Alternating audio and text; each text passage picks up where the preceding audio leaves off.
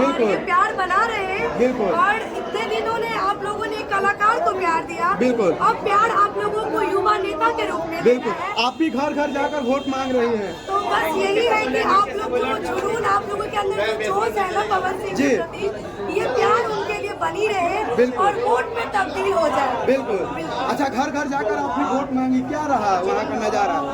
नजारा यही है कि उपेंद्र कुशवाहा जी इतना दिन जनता को ठगने का काम किया। जी। अब पवन सिंह जी आएंगे और क्षेत्र के विकास की बात करेंगे। बिल्कुल।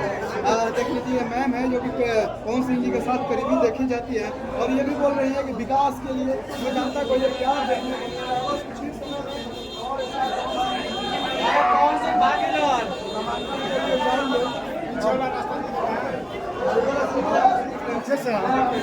यहाँ पे देख सकते हैं कि आखिर कितना भीड़ है।